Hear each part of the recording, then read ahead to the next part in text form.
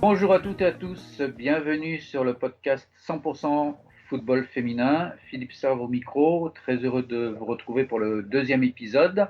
Aujourd'hui, Florent n'est pas avec moi parce qu'il a un empêchement, mais j'ai un autre invité que je vais vous présenter dans quelques secondes.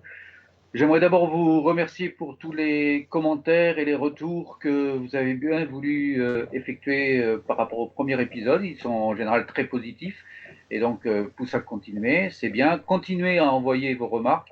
Continuez bien sûr surtout à envoyer vos questions auxquelles j'essaierai toujours de répondre au cours des épisodes avec mes invités du jour. Et mon invité du jour, c'est un grand spécialiste du football féminin puisque c'est Sylvain Jamet. Salut Sylvain. Salut Philippe, ça va bien? Ça va bien, je suis très très heureux de t'avoir avec moi. Merci d'avoir répondu à mon invitation. Sylvain, est-ce que je crois que le plus simple, c'est que tu te présentes toi-même, que tu nous racontes un peu depuis combien de temps tu t'intéresses au foot féminin, quel a été par exemple ton premier match, le premier que tu aies vu, que ce soit dans un stade ou devant un écran, et puis pourquoi tu es si accroché à cette discipline. Alors, le foot féminin, mon premier vrai match, ça doit être en 2003, ça remonte à loin quand même. Oui. C'était un Angleterre-France au stade de Crystal Palace. Donc c'était très intéressant avec un but de Marinette Pichon Ah, et une victoire Marinette. de la France 1-0. Donc Voilà, ça c'est à remonte à Londres, loin. hein. Crystal Palace, c'est un Oui, c'est à stade à Londres. Londres. Oui, parce qu'il faut quand même savoir, je suis résident en Angleterre. Voilà, voilà, Voilà. il faut le préciser. Ce qui fait de toi, il faut le dire aussi, le spécialiste incontournable hein, du football féminin anglais, français, puisque voilà, tu y habites depuis combien de temps maintenant en Angleterre hein. Depuis 2001, donc Ah oui, ça fait un bail. ça fait quasiment 20 ans. Ça fait pratiquement 20 ans, voilà. Et tu suis énormément, évidemment, de près le football anglais, mais pas que. Je sais que tu suis également tout le football, hein, que ce soit français ou international, et notamment les équipes de France. Je dis bien les équipes, puisque tu as toujours suivi toutes les catégories d'âge, hein, des U16, U17, U19, U20 jusqu'au A, et que tu fais beaucoup de voyages pour les suivre dans toute l'Europe et dans le monde entier.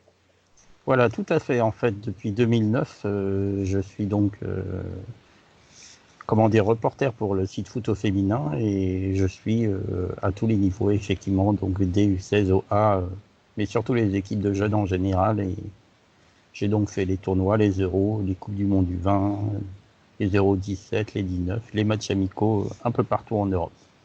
Voilà, et tu travailles, que tu l'as dit, pour le site qui est un peu la référence hein, suprême du football féminin en France, qui est Foot au féminin, avec ses archives absolument exceptionnelles hein, et incontournables. Oui, le webmaster Sébastien Duret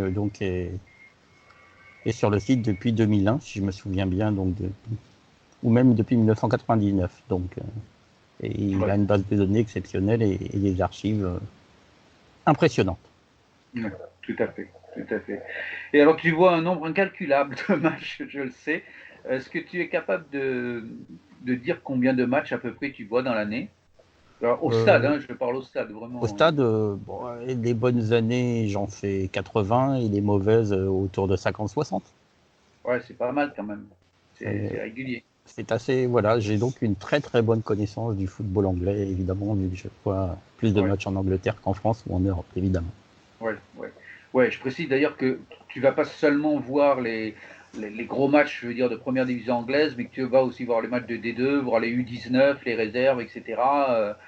Du moment que c'est du foot féminin, ça te plaît, quoi. Voilà, je suis un fidèle et un passionné du foot féminin depuis 1998, vraiment, parce que quand j'étais à la fac en Angleterre à Cambridge, une de mes copines jouait dans l'équipe féminine et c'est comme ça Ah, que j'ai commencé. voilà, on sait tout maintenant. D'accord. Bon, alors, je présente un peu le sommaire de ce deuxième épisode. On va se consacrer d'abord à l'actualité, un petit peu du jour. L'actualité française pour commencer, avec la Coupe de France. Hein, les huitièmes de finale ont eu lieu le week-end dernier et le tirage au sort des quarts de finale a également été effectué dans la foulée. La 15e journée de D1 qui arrive avec le week-end prochain.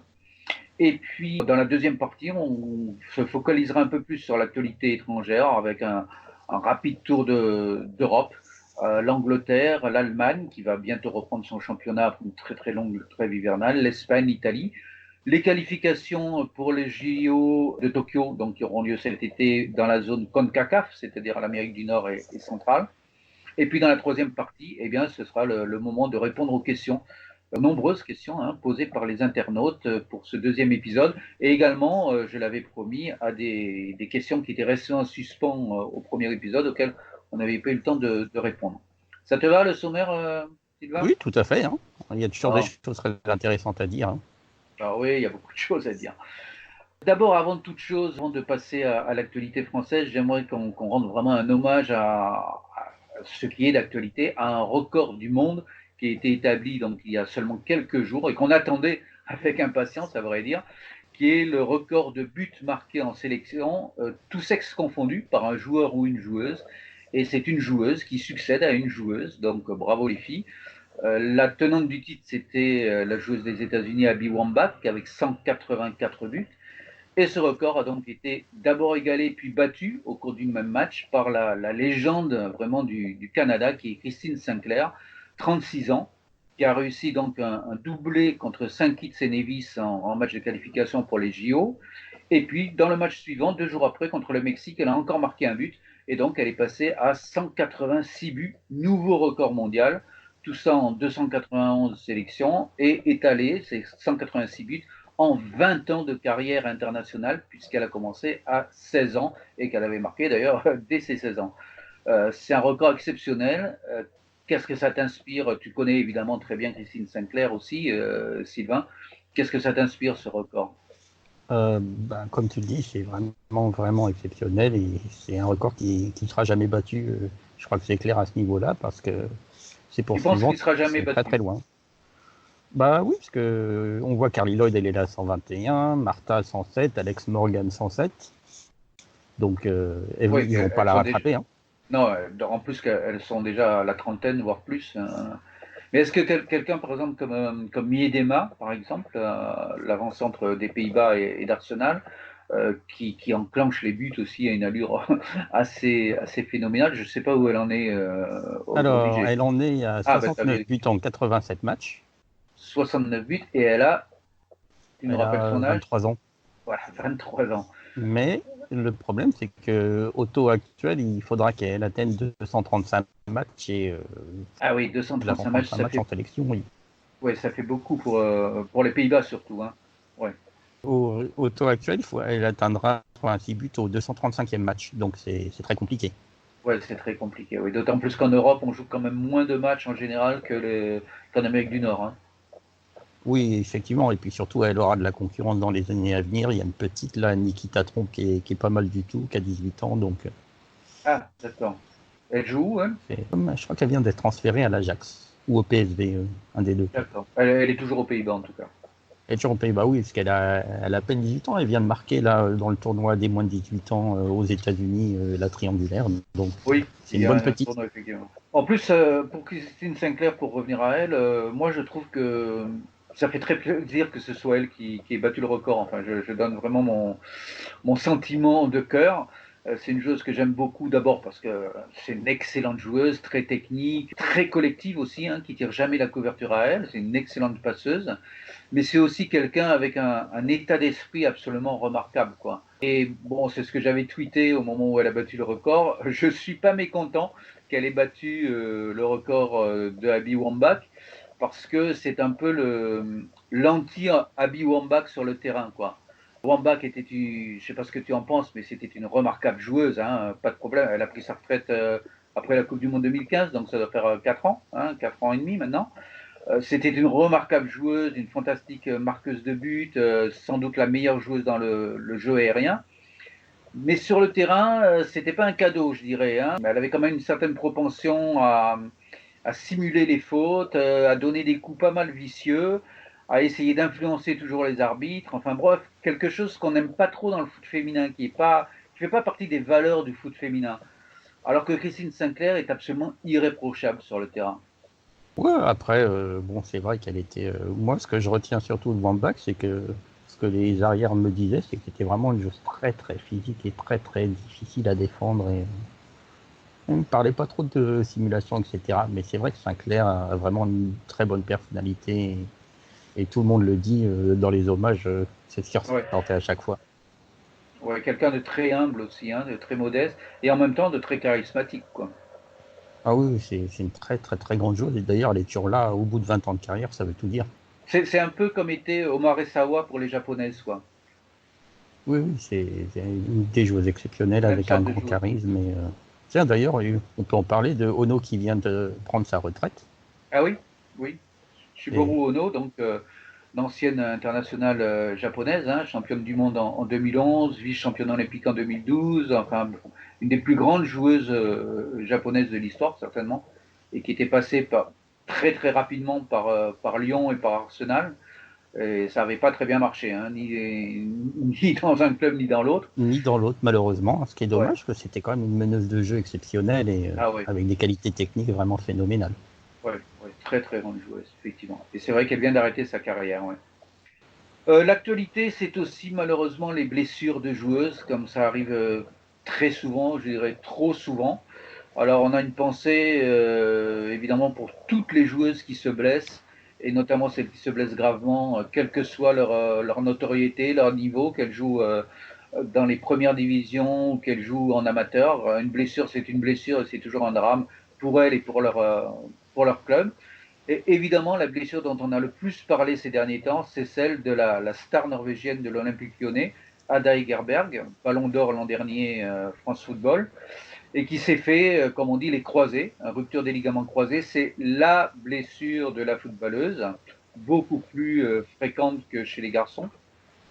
Et c'est évidemment un très très gros coup dur pour elle, puisque sa saison est terminée, et pour l'Olympique lyonnais.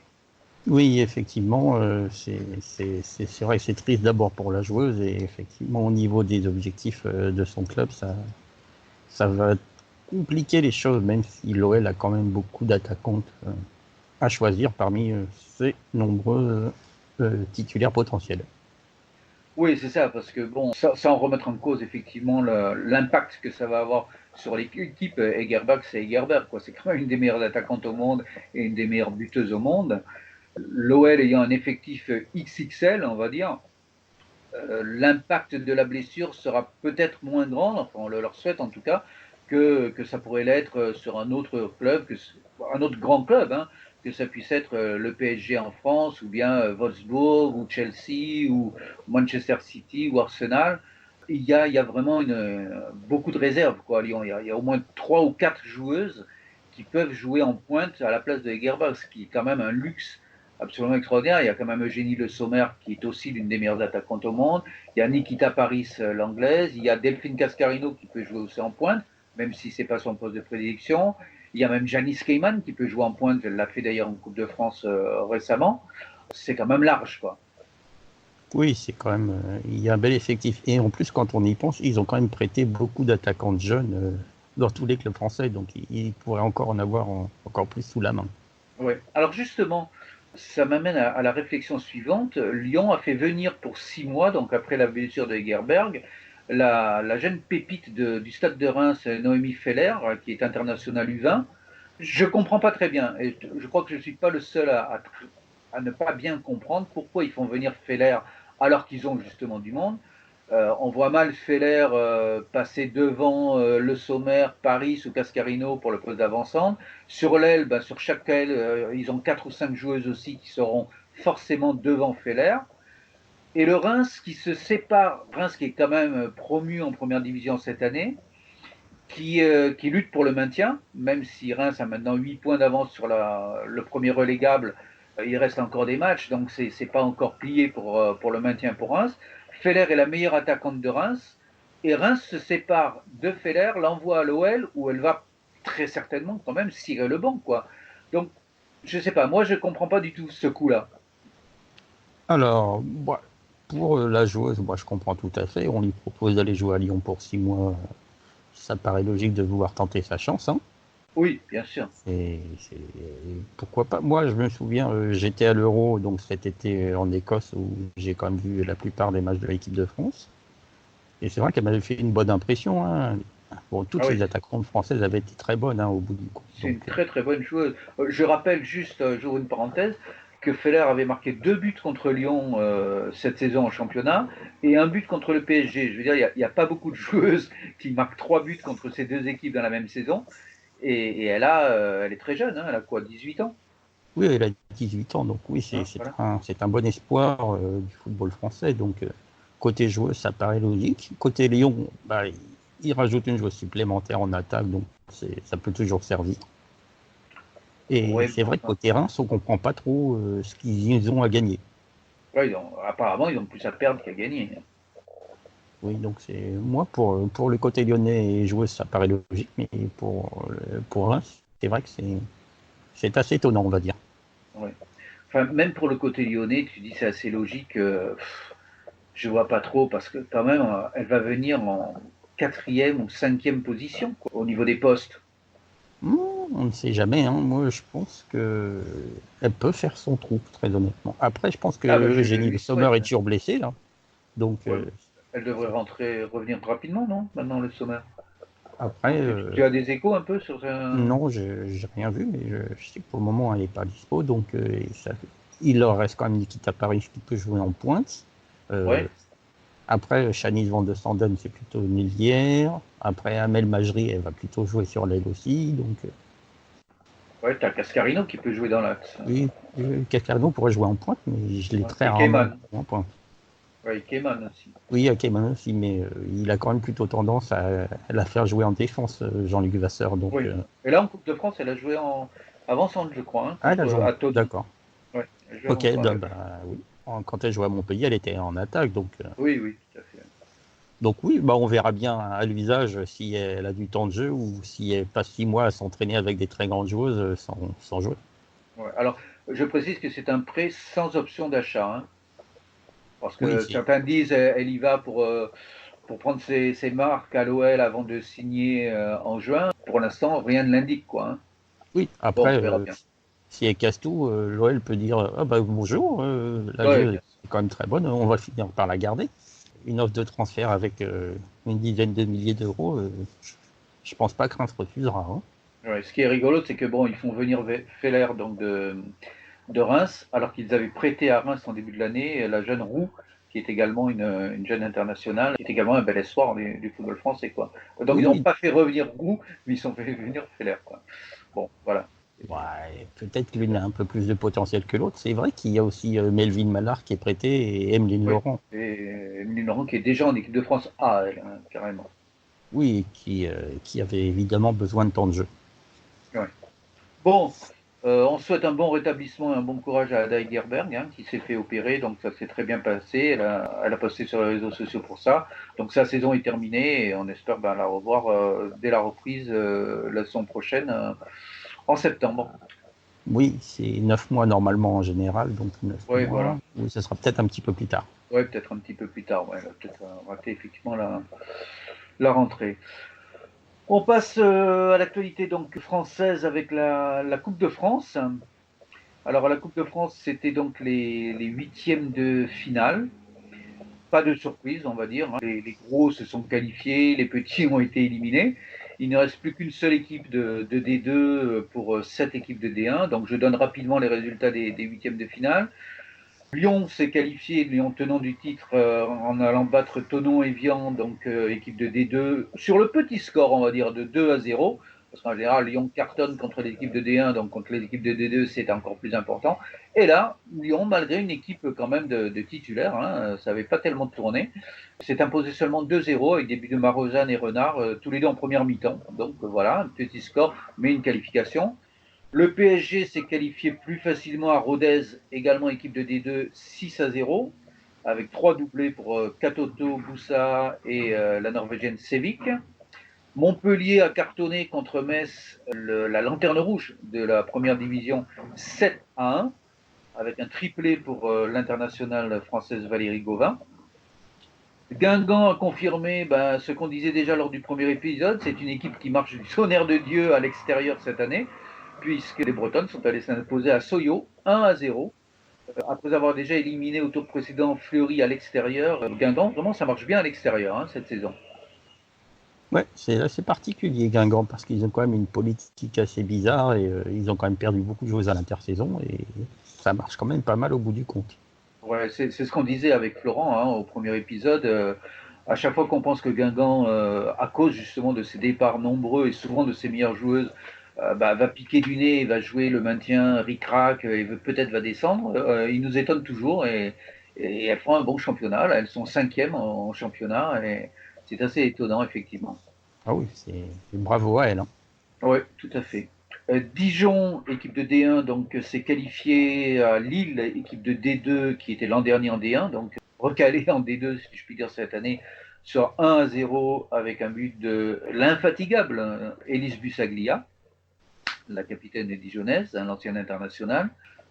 Reims, dont on parlait tout à l'heure, est allé cartonner. Alors, c'est le score du jour, évidemment, mais c'était chez le petit poussé de la Coupe, le Paris CA, qui évolue en Régional 1, c'est-à-dire le troisième niveau, la troisième division, 8-0, avec un triplé de Melissa Gomez.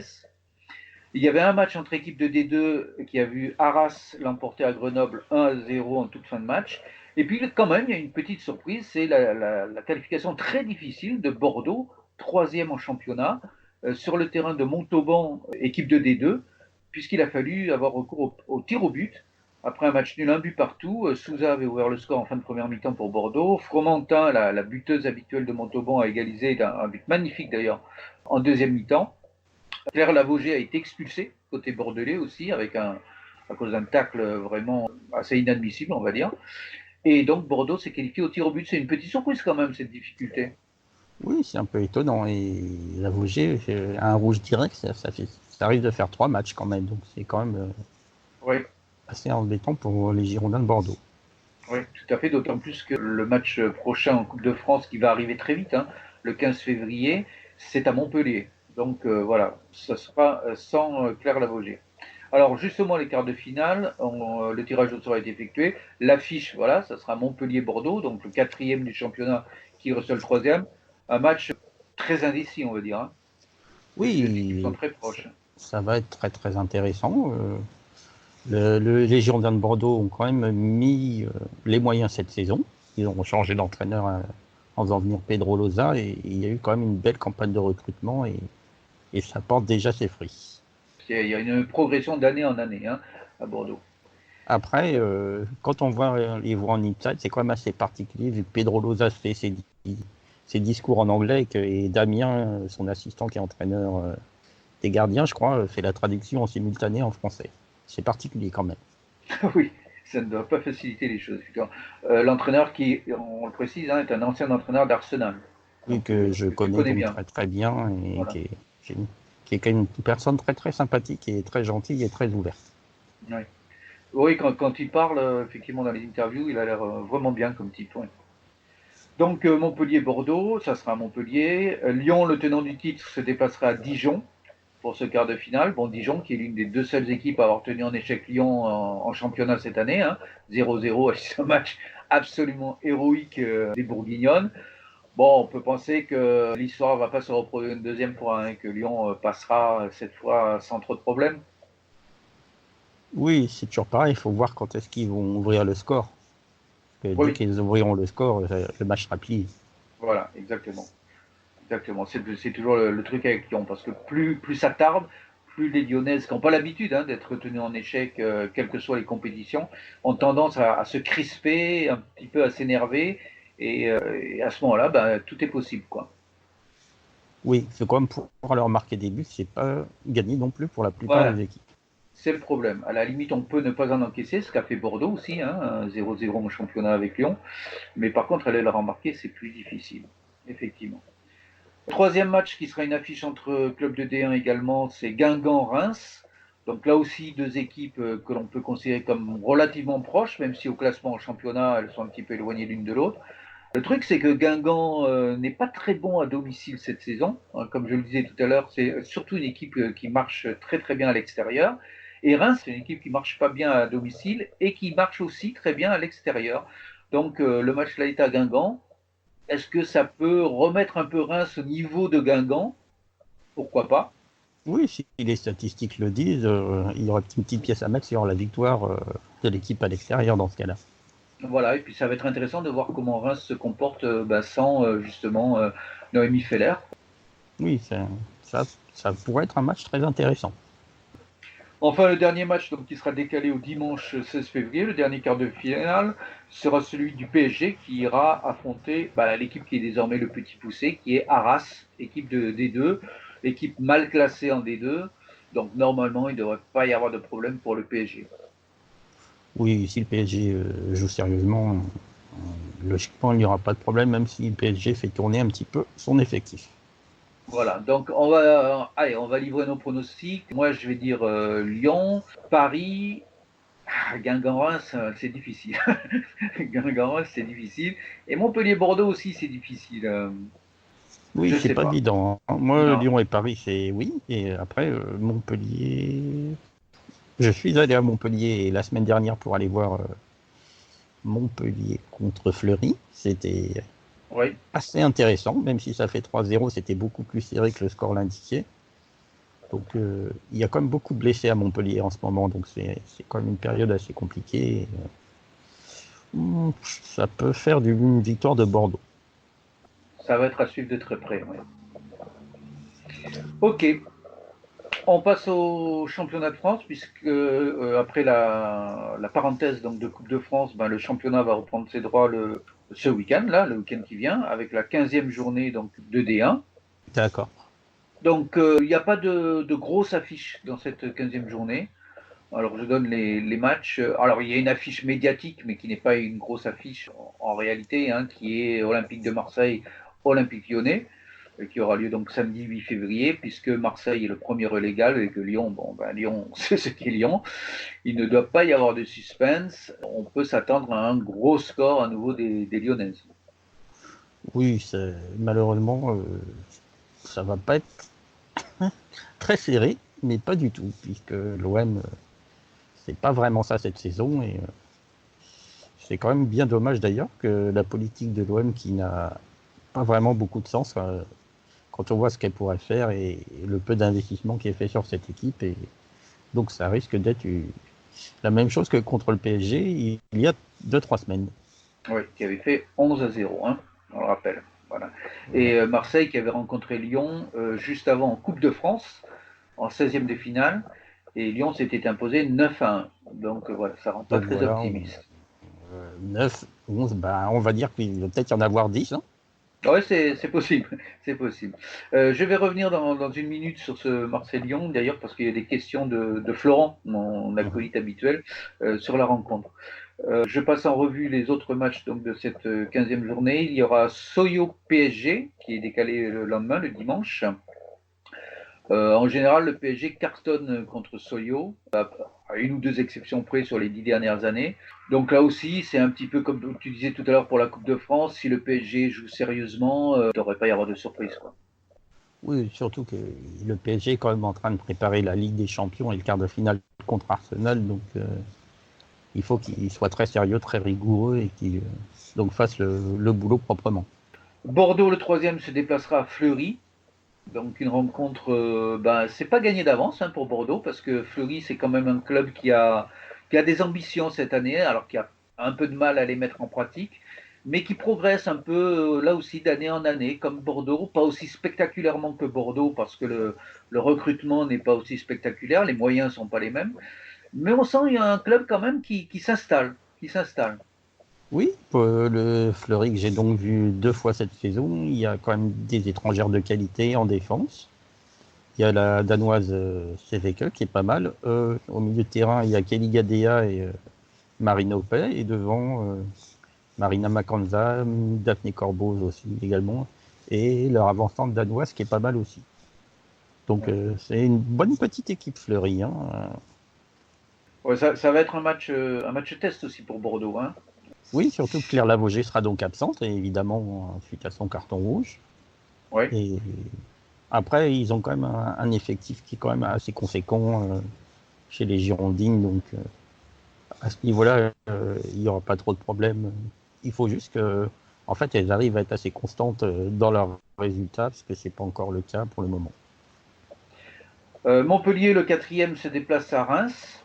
Donc, je l'ai dit tout à l'heure, hein, Reims à domicile a beaucoup de mal, beaucoup plus de mal qu'à l'extérieur. Bon, Montpellier, c'est évidemment une grosse écurie de cette première division. Bon, à l'aller, c'était la première journée de championnat. Et Montpellier avait gagné seulement 2-0 contre le promu. Ça avait été un peu surprenant que le score soit si étroit, je dirais. Je verrais bien un score identique, 2 buts d'écart, voilà, pour Montpellier. Oui, Montpellier est quand même une équipe qui s'est quand même reconstruite avec beaucoup de départs à l'intersaison. Donc, Beaucoup d'étrangères qui sont partis. oui, en fait, la filière suédoise s'est arrêtée à part Maria Banusic et ils ont fait venir des Allemandes, un peu de tout en fait, des Croates et quelques Français, donc ils ont reconstruit. Oui, puis il y a pas mal de jeunes joueuses aussi hein, qui sont revenues au club, comme Nicoli par exemple, revenus de blessures comme Romanelli, etc., qui apparaissent régulièrement dans l'équipe.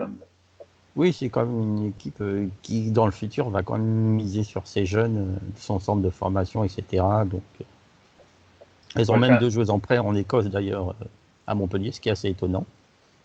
oui, une qui avait failli venir à l'OM d'ailleurs, hein, qui a été championne d'Europe U19. Hein. Oui, la petite Lisa Martinez, qui est donc au Voilà, Glasgow Rangers, très bonne joueuse. entraînée d'ailleurs par un entraîneur français, ce qui est assez étonnant.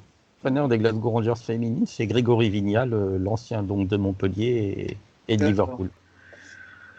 Ensuite, ben, le dernier match, ça sera Metz-Guingamp. Donc Metz, c'est la lanterne rouge qui est vraiment larguée au classement. Hein. Je vais donner le classement dans une seconde, donc on le verra, qui a pratiquement plus d'espoir du tout pour cette saison, mais qui prépare déjà la saison prochaine en D2 avec un effectif qui a beaucoup bougé là au mercato d'hiver du côté de Metz, mais pas pour se sauver visiblement, mais pour préparer la saison prochaine, et qui reçoit Guingamp, donc Guingamp, ben, dont j'ai dit tout à l'heure, hein, que c'est une équipe très à l'aise à l'extérieur, donc on peut s'attendre à ce que Guingamp aille s'imposer à Metz. Oui, Metz fait quand même une saison assez terrible en championnat, donc elles vont finir reléguées et avec l'un des plus mauvais total de points si ça ne s'améliore pas rapidement, hein, malheureusement pour elles. Aucune victoire, hein, en 14 matchs, aucune victoire pour Metz. Et un seul point, donc un match nul et 13 défaites, c'est pas très brillant. Quoi. Voilà. Ouais, Et c'est 10 dur. Hein. points, ouais, 10 points de retard sur la première équipe non relégable. Donc au Oui, donc classement, justement, je rappelle le classement. Donc tout le monde est à 14 matchs, sauf Soyo et Fleury qui sont à 13. Et il y a aussi le point d'interrogation hein, qu'il faut rappeler pour Soyo, qui avait été pénalisé donc, par la DNCG avant une interdiction de recruter, d'encaper la masse salariale, et puis 3 points de pénalité. Donc Soyo a fait appel. Donc pour l'instant, les 3 points n'ont pas été retirés. Et ça ne met pas, même s'ils étaient retirés, ça ne mettrait pas forcément en danger Soyo pour le maintien. Mais bon, c'est quand même à surveiller. Quoi. oui, on attend les décisions de la FFF avec impatience. Voilà, et ça va venir sûrement très tardivement, comme d'habitude, Comme peut-être d'habitude, voilà, c'est la avant la dernière surprise. journée de championnat. Avant la dernière journée de championnat. Donc le classement, ben, je rappelle que Lyon donc, est en tête, Lyon toujours invaincu, avec 3 points d'avance sur le Paris Saint-Germain. Et je rappelle aussi que la rencontre entre les deux pour la phase retour se jouera à Paris, au PSG. Donc Oui, c'est c'est le important. 14 mars, donc c'est très bientôt. Que Lyon a gagné 1-0 à l'aller. Qu'en football féminin, il faut le rappeler aussi, c'est la différence particulière qui intervient s'il y a égalité de points au classement. Donc Lyon ayant gagné 1-0, si le PSG gagne par 2 buts d'écart, le PSG rejoindra Lyon au niveau des points, mais passera devant à la différence particulière. Sauf que le PSG n'a jamais battu Lyon par 2 buts d'écart. Le PSG, toute compétition confondue, a battu Lyon seulement 4 fois, et à chaque fois c'était sur le score de 1-0. Voilà. Oui, oui, et parce que c'est très compliqué de marquer des buts à l'OL. Et voilà. Et C'est pour donc ça. on peut encore plus féliciter les jeunes Rémoises qui en avaient marqué 3 en début de championnat, dont 2 de Feller. Bon, elles en avaient pris 8, d'accord, mais elles en avaient quand même marqué 3, c'était assez exceptionnel. C'était assez surprenant. Donc Lyon a 3 points d'avance sur le PSG, 38 points, 35 points. Le PSG qui a 4 points d'avance sur Bordeaux. Bordeaux qui a 4 points d'avance sur Montpellier. Montpellier qui a 5 points d'avance sur Guingamp. À partir de Guingamp, on peut dire que c'est le deuxième championnat, hein, comme d'habitude, qui commence. Il y a un top 4 et puis il y a les autres. Voilà.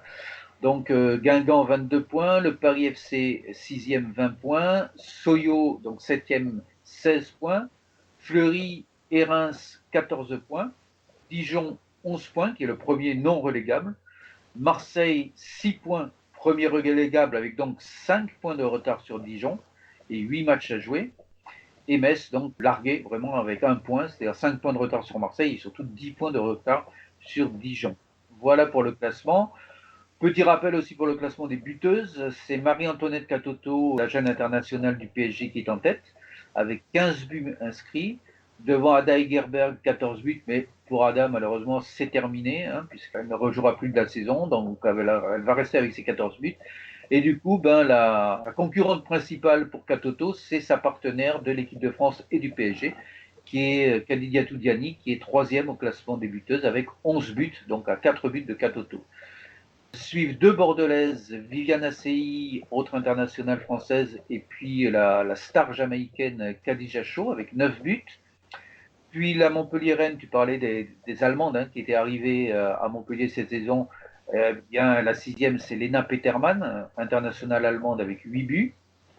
À la 7e place, on retrouve encore une Montpelliéraine, l'internationale française Valérie Gauvin, en compagnie de la star allemande de Lyon, Jennifer Marozan, et de l'internationale danoise du PSG, Nadia Nadim. Donc toutes ces joueuses ont 7 buts. Et enfin, à la 10e place, une Française d'un petit club entre guillemets, c'est Sarah Cambo, donc de Soyo, avec 6 buts. C'est la première joueuse à ne pas faire partie du quatuor de tête et à être dans le classement des buteuses. Donc il y avait quelques questions sur l'OM, puisqu'il va y avoir ce match entre l'Olympique de Marseille et l'OL. Jester, qui est le boss suprême du site Massalia Live, pose la question, qui est une question évidemment qui revient régulièrement de semaine en semaine. Quelle solution pour l'OM féminine pour sauver la saison ? Déjà, le mercato est fermé, donc c'est raté pour le recrutement. Oui, alors au mercato, on précise que l'OM n'a fait venir personne, comme d'habitude. Christophe Parra, l'entraîneur de l'OM, ne fait jamais venir personne, il faut le savoir, au mercato hivernal. Par contre, une joueuse est partie, ce qui est assez absurde, vu la situation de l'OM, c'est Nadja Ali Najim, l'attaquante. Oui, elle est partie à Nancy. Qui est partie exactement à Nancy en D2. Donc voilà, elle a quitté l'OM, alors qu'elle est marseillaise de naissance, elle a quitté l'OM pour aller jouer à Nancy en D2. Oui, donc c'est pas vraiment renforcer l'équipe, même au contraire. Donc ça manque d'une certaine logique quand l'équipe est en difficulté de voir une attaquante partir. Complètement. Alors, je crois que quelle solution pour l'OM pour sauver la saison, on n'en voit pas. Faut parler franchement, on n'est pas ici pour utiliser la langue de bois. Moi, je ne vois aucune solution, si ce n'est un effondrement total de Dijon, qui est devant au classement. Et je ne souhaite pas aux Bourguignonnes, bien entendu. Mais sinon, l'OM... Oui, c'est très compliqué, il faut le dire. Oui, surtout quand on voit le contenu des matchs. La manière dont l'équipe est organisée défensivement, c'est assez catastrophique, quoi. Oui, il y a quand même des buts qui sont encaissés, qui sont quand même pas très jolis à voir. Il faut le dire. Il faut rappeler que la défense de l'OM est très très très jeune, puisque la gardienne de but a 20 ans, tout juste 20 ans, et n'a aucune expérience de la D1. Et en défense, on va dire sur les 4 ou 5 joueuses qui tournent en défense, il y a Caroline Pizzala, bien entendu, la capitaine qui est expérimentée, très expérimentée, et les autres ont entre 17 et 20 ans, quoi. 17, 18, 19 ans, 20 ans. Oui, en fait, c'est quand même le vrai problème, c'est la politique du club qui a décidé de partir vers un choix d'avoir une équipe très jeune et locale et quasiment sans renfort extérieur. Et donc, sans expérience, ça ne marche pas. C'est ça. Tout miser sur la formation, ça peut pas marcher. Non. Sauf si la formation est exceptionnelle. Dans les grandes années du FC Nantes, par exemple, ça marchait. Chez les garçons, oui. Oui, chez les garçons. Oui, voilà. Et ça marche à Guingamp aussi, chez les filles. On voit que quand elles perdent des joueurs, Guingamp ne joue pas les tout premiers rôles, mais quand même, elles arrivent à se maintenir d'année en année, malgré le départ de leur meilleure joueuse. Oui, en recrutant intelligemment aussi. Oui, aussi, bien sûr. Florent pose une question. Florent, donc mon acolyte que je salue évidemment, il écoute l'émission. pose une réflexion sur le match entre l'OM et l'OL. Je le cite, l'OM reçoit l'OL samedi 15h30 en D1 féminine et le TFC, donc chez les garçons, à 17h30 en Ligue 1 masculine. Les téléspectateurs vont pouvoir enchaîner les deux matchs sur Canal+, puisqu'ils sont tous les deux diffusés, mais pas les supporters. Pourquoi cette spécificité marseillaise, encore une qui montre le peu de considération envers les Olympiennes, de ne pas jouer dans un grand stade pour les gros matchs? Les équipes de Canal pouvaient facilement retransmettre un baissé de rideau féminin au Vélodrome. Voilà, baissé ou enlevé, hein, pourquoi pas. Oui, bah là c'est de la politique commerciale et marketing, hein, donc c'est effectivement. Après, c'est aussi des histoires de faire des doublons dans un stade, c'est pas forcément simple au niveau de l'organisation, hein. Moi, je le vois ça ici en Angleterre. Oui. C'est pas forcément une volonté du club. Enfin là, le contexte à Marseille, c'est quand même plutôt ça à la base. C'est pas simple à organiser en fait ces choses-là. Est-ce que tu crois qu'ils ont peur d'abîmer la pelouse? Enfin, si elle joue avant, bon, si elle joue après, le problème ne se pose pas en baissé de rideau. Oui, tout à fait. Bon, après, est-ce que ça leur est venu à l'esprit déjà? Ça, Excellente question, oui. c'est ça. Donc, mais effectivement, faire des trucs comme ça, c'est pas les choses les plus simples du monde à organiser, disons-le clairement. Il y a beaucoup de choses à travailler en amont, etc. Donc, et c'est pas spécifique à l'OM à ce niveau-là, hein. En même temps, ça serait peut-être pas un cadeau pour les Olympiennes de jouer dans le stade de 60 000 places face à Lyon qui a l'habitude des grands terrains, des grands stades. Donc déjà Non. sur un terrain à la mesure des Olympiennes, je dirais, elles prennent un carton. Donc au Vélodrome, ça pourrait être encore pire, quoi. Non, c'est pas forcément une très très bonne idée à la base. Ouais. Florent pose une autre question. Il dit vaut-il mieux faire jouer nos meilleurs U19 en D1 féminine samedi? Bon, on l'a dit, hein, il y a beaucoup de jeunes joueuses donc, qui sont qualifiables pour les U19 et qui jouent en D1, malgré la débâcle annoncée, pour améliorer leur CV en vue d'un départ après la relégation, ou bien vaut-il mieux les faire jouer dimanche à Lyon pour espérer gagner en U19 féminine, puisque les U19 de l'OM qui jouent donc le championnat de France élite jouent à Lyon. Il y a une double confrontation Marseille-Lyon, hein, jouent à Lyon en U19 dimanche. Tactiquement, est-ce qu'il vaut mieux se priver des meilleurs U19 en D1, autrement dit, et augmenter la raclée face à Lyon, ou bien essayer de faire un gros coup en U19 en mettant ces meilleures joueuses qui d'habitude jouent en D1 en U19? Bah, disons que si l'équipe a une chance en U19 élite d'aller loin, la logique voudrait que de faire descendre les joueuses qui jouent en D1 en U19, mais bon, si l'entraîneur a l'habitude de jouer avec les meilleures joueuses là en D1, il va pas les lâcher pour le U19, logiquement. Ouais, c'est ce que je pense aussi. Et puis vu l'effectif, je ne sais pas trop par qui pourrait les remplacer aussi, hein. Oui, C'est c'est également ça. un problème, Il ça. faut quand même un minimum de joueuses et déjà que ça risque d'être compliqué. À la base, on ne se prive pas de ses meilleures joueuses quand on joue l'OL.